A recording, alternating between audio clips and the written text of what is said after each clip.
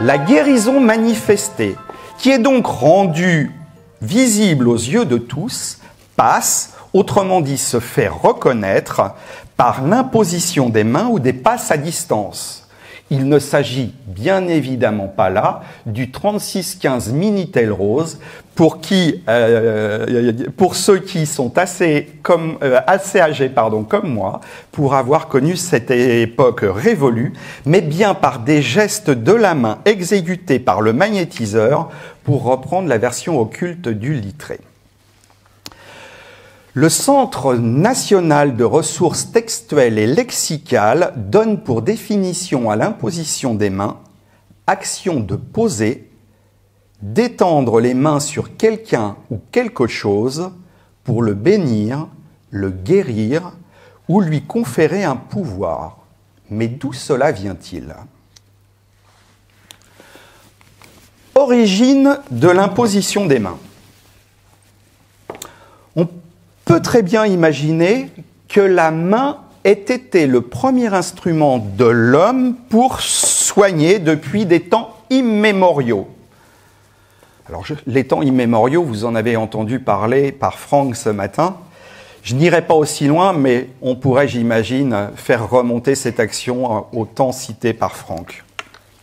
Car quand on se cogne, qu'on se brûle, que l'on se pique ou que l'on se coupe, on place spontanément la main sur sa blessure de façon à apaiser la douceur ou juguler une hémorragie.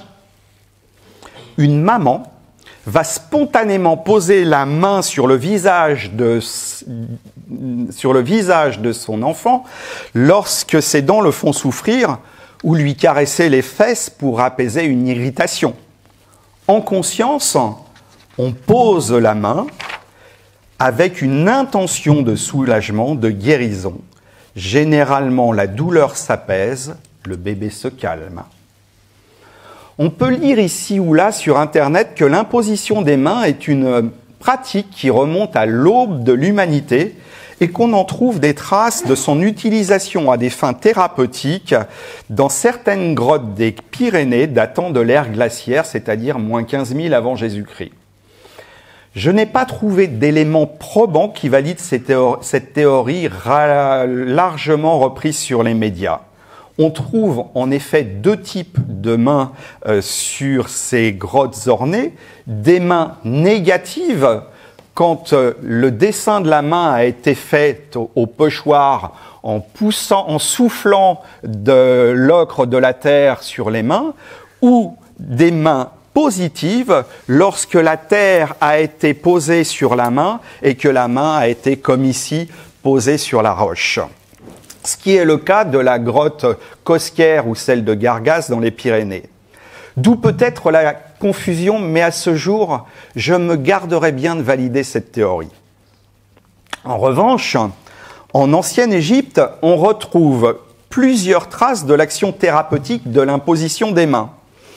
Dans le livre des morts, on trouve cette phrase « Je place ma main sur toi, Osiris, pour ton bien, pour te faire vivre. » Cette phrase est limpide et ne nécessite pas d'explication. On peut également découvrir dans la tradition égyptienne la légende qui dit qu'un jour, Isis, accompagnée de ses scorpions, arrive près d'une habitation, mais la maîtresse des lieux, terrifiée par les animaux, refuse de la laisser entrer. Téphène, l'un des 7 scorpions d'Isis, pique le garçon de la maison qui en meurt. Face au désespoir de la mère éplorée, la déesse pose la main sur le cadavre de l'enfant et lui redonne la vie. Cette histoire est relatée sur la stèle de Metternich, conservée au musée de New York, de même que sur le papyrus Ebers, retrouvé à Luxor en 1862 et qui passe pour être l'un des premiers traités de médecine. On trouve, étant daté du XVIIIe siècle avant Jésus-Christ, on trouve la transcription suivante. Pose ta main sur la douleur et dis que la douleur s'en aille. L'Ancien Testament, au travers des textes de la Genèse, le Livre des Nombres ou encore le Deutéronome, aborde le sujet de l'imposition des mains comme un geste de la plus haute importance, avec une nuance toutefois particulière, car en plus de l'intention qui l'accompagne, ce geste se révèle être une bénédiction, car l'imposition des mains est la matérialisation de l'intervention divine dont l'ange est l'intercesseur. Nous retrouvons également la trace de l'imposition des mains dans les livres sacrés des Védas en Inde, notamment l'Artava Veda, qui est daté selon les estimations de 5000 ans avant Jésus-Christ. D'ailleurs, le mot sanskrit Veda veut dire connaissance. Ce n'est donc pas surprenant qu'on y trouve cette phrase « Cette main contient tous les baumes réparateurs et intègre tout le corps par le pouvoir du toucher conscient. De leurs 10 branches, ces guérisseuses écartent toute maladie par leurs douces caresses. » C'est puissant. Plus tard, entre le XVIIe et le XIIe siècle avant notre ère, les hymnes védiques, et surtout ceux du Samaveda, continuent toujours à être chantés et spalmodiés à l'aide de mouvements extrêmement complexes et précis des doigts. Le mot mudra est souvent associé à celui de mantra, syllabe sacrée, renfermant la puissance vibratoire d'une divinité particulière. Signifiant au sens littéral « sceau », la mudra est le pouvoir octroyé à la main de sceller l'action rituelle. Celle-ci renferme dans le geste l'intensité d'un état intérieur, d'une image divine, d'une volonté personnelle. Comme une sorte d'opération magique, la main crée tout un univers dont l'origine est scellée dans le cœur de l'homme. Les mudras védiques sont repris plus tard dans la tradition taoïste sous la forme du suju et du suyin chez les bouddhistes. En Chine, ils sont utilisés depuis les dynasties du Sud, 5e et 6e siècle, pour exorciser et contrôler les entités et surtout soigner des maladies. On forme, via une gestuelle ou une position des mains, un symbole qui génère des interactions et des transformations énergétiques et spirituelles. L'objectif étant de stimuler et d'augmenter les potentiels physiques, énergétiques et spirituels. Les adeptes du Qigong comprendront ici l'importance de l'application de la gestuelle dans cette pratique. Dans le Nouveau Testament, les apôtres Paul, Marc, Matthieu ou Luc rapportent à de nombreuses reprises des faits de guérison du Christ par l'imposition des mains, plus simplement donc en but de bénédiction, mais comme ce fut dans le cas de l'Ancien Testament, mais comme le déclencheur d'une action de guérison.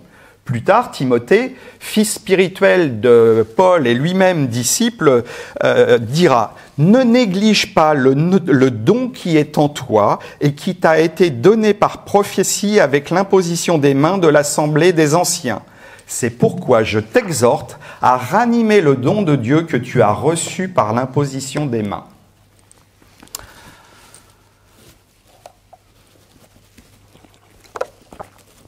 En Amérique latine, le docteur Bigueli, médecin urologue vénézuélien, écrit dans un article traitant de la médecine aztèque que le médecin sorcier, autrement dit le guérisseur, utilisait l'imposition des mains par opposition au médecin empirique qui utilisait les médicaments.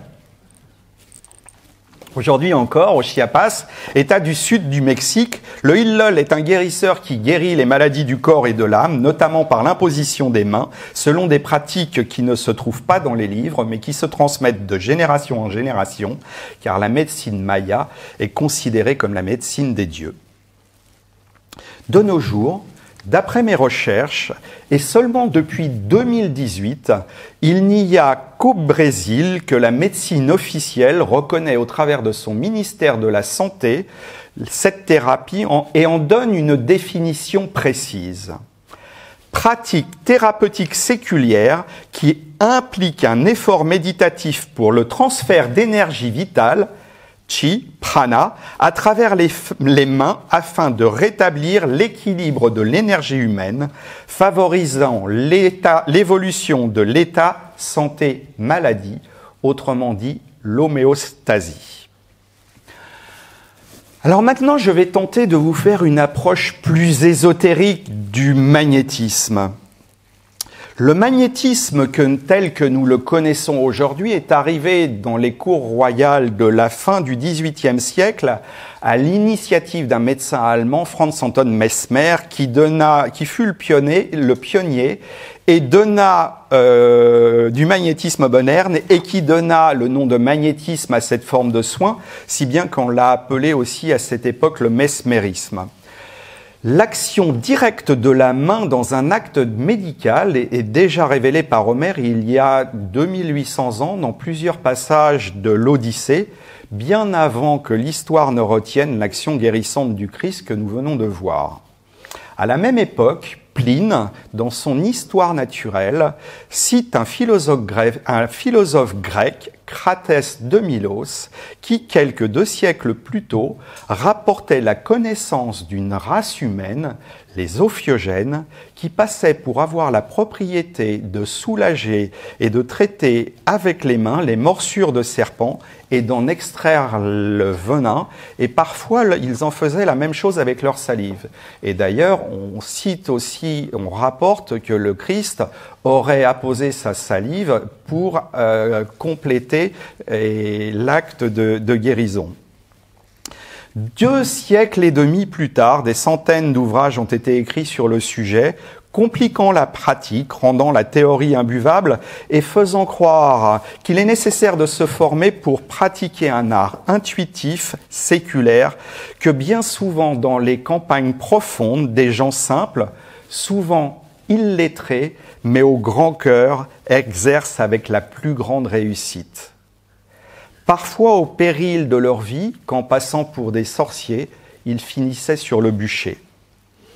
Ne brûlons pas les livres non plus. Leur écriture a demandé un grand travail à leurs auteurs et ont permis de faire connaître au plus grand nombre cette pratique, aujourd'hui largement médiatisée. Ils ont été, pour beaucoup de thérapeutes, comme pour mon papa, la petite étincelle qui leur a permis de prendre conscience de leurs dons et de développer ensuite par eux-mêmes leurs aptitudes.